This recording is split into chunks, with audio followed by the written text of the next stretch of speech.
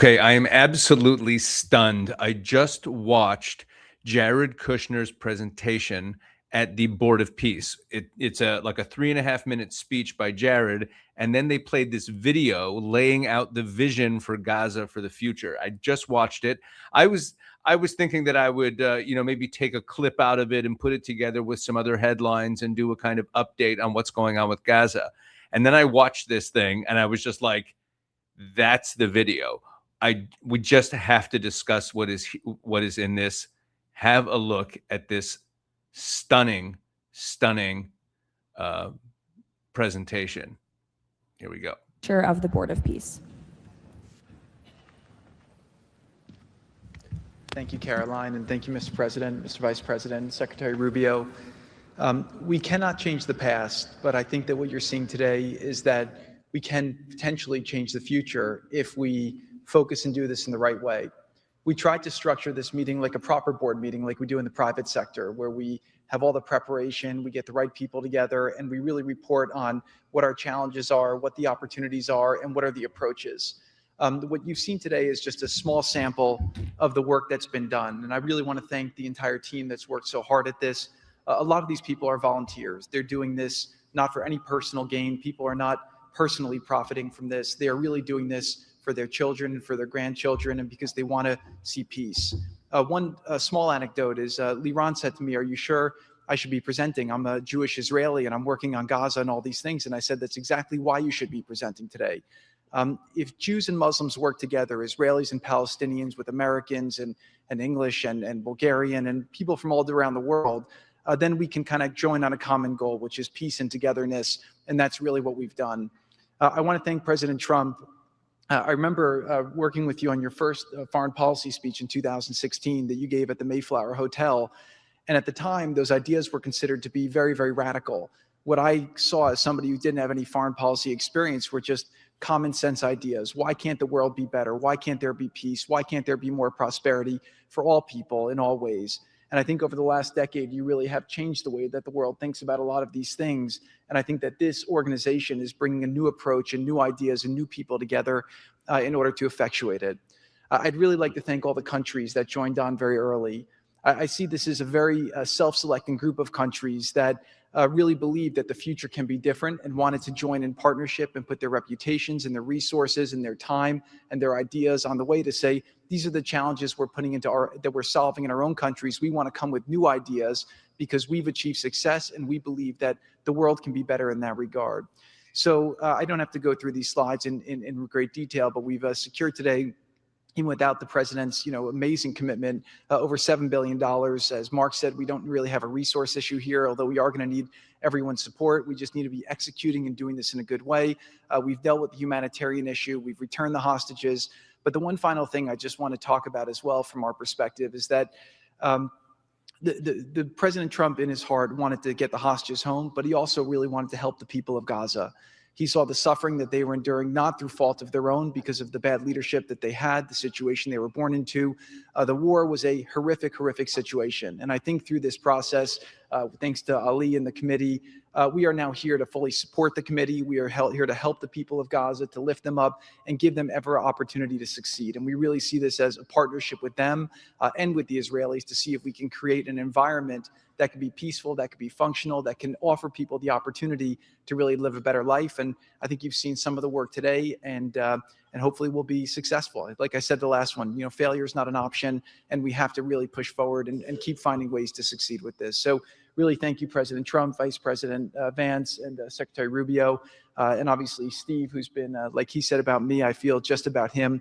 Working through all these challenges has been an absolute honor and a pleasure with you, and I've really been very lucky to have your partnership. So really thank you all, and I'll give back to Caroline. Thank you. Thank you, Jared.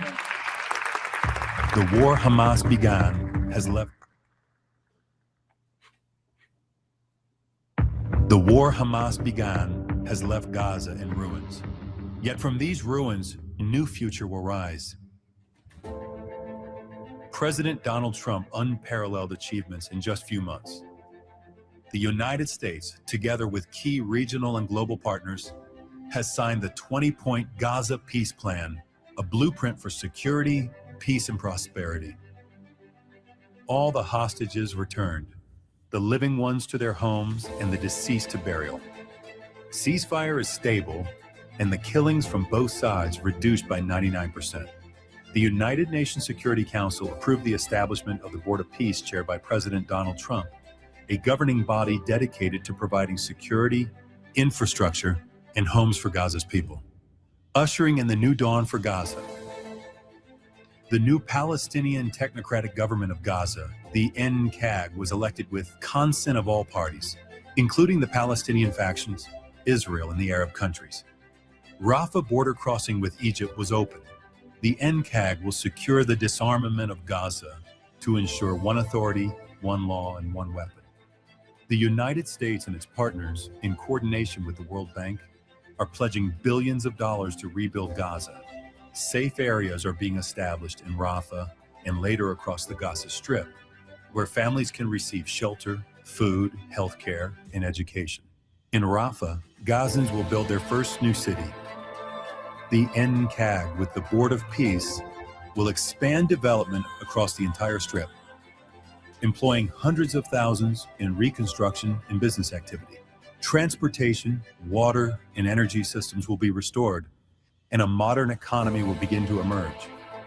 Children will return to classrooms with a curriculum that promotes tolerance, dignity, and peace.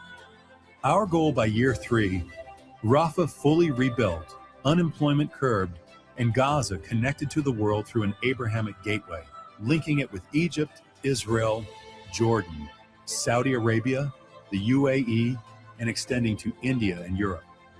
By year 10, Gaza will be self-governed, integrated into the region with thriving industries and housing for all.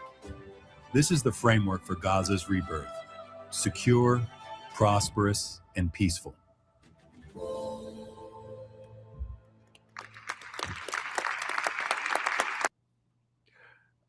Okay. This to me is the most stunning thing I've seen. I'm sorry, I'm laughing. I know this is insane. I literally feel like I am watching a Saturday Night Live sketch. I mean, I look at Jared Kushner and I'm saying to myself, what's incredible here is that there's only one of two possibilities. That he actually believes this, or that he's an incredible, incredible actor because he's so sincere.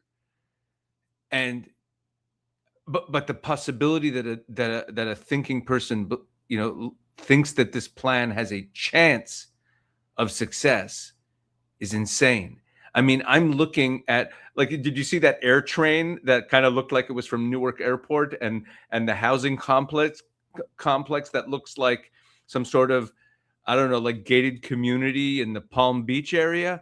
Like, okay, listen, I don't believe there has ever been a greater gap between what is happening on the diplomatic level and what is happening in reality. Okay? There's something called the Palestinian Center for Policy Survey Research. Okay, it's a polling company. It's based in Ramallah, and they conduct very well done and very well respected polls of the Palestinians. Okay, so it's an independent institution and think tank of policy analysis and academic research, and they have polled the Palestinians 6 times since October 7th. So every few months. To half a year or so, they poll the Palestinians. So they did this poll back in November. Okay, that I'm going to share with you. This is the 6th poll. So it's not that long ago, a few months ago. And they asked respondents from the West Bank and the Gaza Strip, from Judea and Samaria and the Gaza Strip, of a lot of questions. One of the questions they asked them, and I've quoted this one before in a number of my videos, was about disarmament of Hamas. And they asked whether they asked the Palestinians, do you support or oppose the disarmament of Hamas? Do you support or oppose the disarmament of Hamas and the Gaza Strip in order to permanently end the war on the Gaza Strip? Right? Very simple question. Do you support Hamas laying down its weapons if it means that it's the end of the war? 69% of Palestinians say they oppose Hamas laying down their weapons. Only 29% support it, even if it means the end of the war. Now, we're supposed to believe that these people are oppressed by Hamas and want to be free of Hamas rule, when these people who have been moved from place to place, they're supposedly been genocided, their homes are all destroyed, everything that's been visited upon them since October 7th, and still they do not want the war to end if it means Hamas loses its weapons. Understand? What are the implications here? Or how about this? In the same poll, they asked about satisfaction with Hamas's performance, okay? 60% support Hamas. Say they're satisfied with Hamas's performance. And Jared Kushner is standing there on the stage, and he's talking about that they were born into these circumstances, that were not of their choosing, as though they're victims, as though the people in Gaza are victims of Hamas. They elected Hamas, and Hamas is still extremely popular, even today. Fatah, which is the Palestinian Authority, essentially, was only at 30% satisfaction in this poll. Palestinian Authority itself, the Fatah is the party that the Palestinian Authority leadership is part of. That's 30%. The Palestinian Authority at 29%. Abbas at 21%.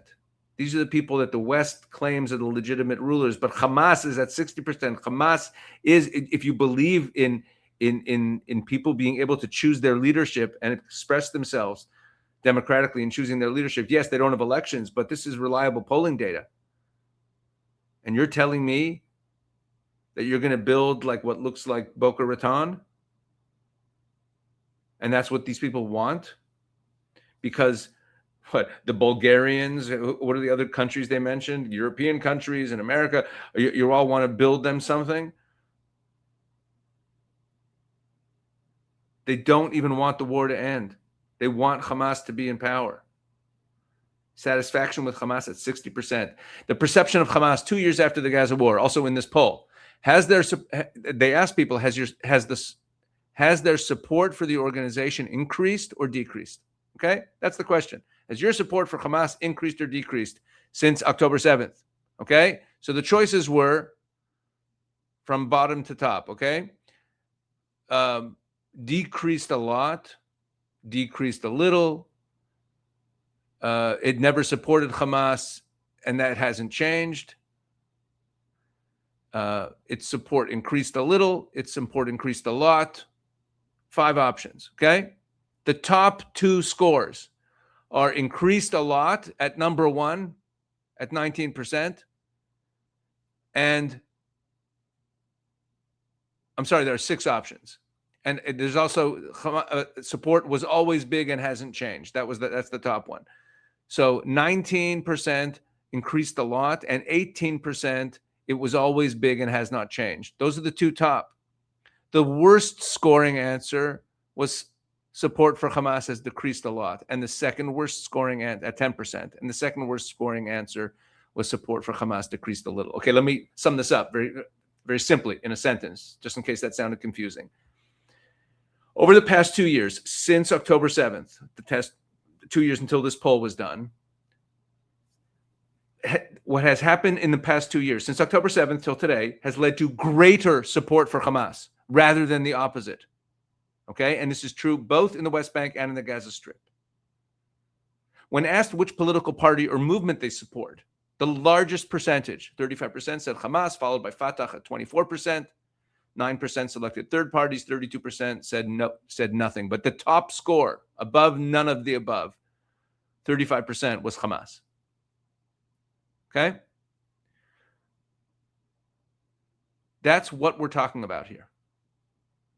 When they were asked, how about this question? This is incredible. Their opinion of regional powers. It's part of the polling. As for satisfaction with Arab/regional actors, who has the highest approval rating among Palestinians? Ready? Number 1, by miles, the Houthis in Yemen. standing at 74%. 74% approval rating, the top. When they look around the world, the people of Gaza look around the world and they say, who is the model of a nation that they admire? It's the highest satisfaction rate, the Houthis in Yemen. Followed by Qatar at 52%, followed by Hezbollah at 50%, and Iran at 44%. Those are the top scores. Iran, Hezbollah, Qatar, and the Houthis. That is who the people of Gaza see as great nations that they look up to. So when Jared Kushner stands there on a stage, and he paints this picture that they're going to build this wonderful utopia, we're going to free these people. We're going to free these people and give them a chance for peace and prosperity. These are people, you're offering prosperity to people who would rather the war that is destroying their own lives continue so that Hamas can still have its weapons. And that's why this plan is not even going to move forward. And if it moves forward at all, it'll just end in bloodshed and grift. And that comment he made there that no one's personally profiting from this. Oh my gosh. Are we supposed to believe that no one's going to make a buck on this? Of course, it'll all be done legally. It'll all be salaries and think tanks and studies and all sorts of experts. Sure, but no one's profiting from this. Good luck. Bottom line, look, listen. The Jewish people are not going to tolerate a genocidal group that is dedicated to slaughtering us and does not believe that we should exist on this earth. It is their highest religious ideal to slaughter us. Yes, that's not all branches of Islam, but it sure is this one. And we are going to defeat them. Because the way you defeat an evil ideology is to defeat it. It's the only thing that works. And it's why the West has been unable to defeat anything evil since World War II, but why World War II worked. Because Franklin Delano Roosevelt said that the only acceptable outcome, the only acceptable end to World War II was unconditional surrender. That was a moral stance he took. It was a moral stance. It was ethical to demand unconditional surrender. Because by demanding unconditional surrender, what Franklin Delano Roosevelt did effectively was he ended the ideology of Nazism. And he ended the ideology of Hirohito's imperialist Japan. Because when they're brought to their knees and they unconditionally surrender, it's not a deal. It's literally you surrender, you lose. When people see that, that's what can change. It can crack. It can severely crack through an evil ideology. Because they see it defeated. It is unequivocally defeated. It admits its own defeat. It's the only thing that works. And ever since World War II, nothing evil's been defeated. Everything ends in some sort of negotiated settlement and the evil actors remain in place. And we're not going to tolerate it on our borders threatening us. Hamas will be destroyed. Hamas will be destroyed. And these fantasy plans about these people, these genocidal people, these fantasy plans, while the Western world is going up in flames with the takeover of jihadist Islam, and we're actually fighting the jihadists, and you think that you're going to invest money and you're going to change things with your fantasies? Stop all this nonsense and let Israel finish the job and destroy this evil once and for all. Drop me a line. Let me know what you thought of this video. God bless.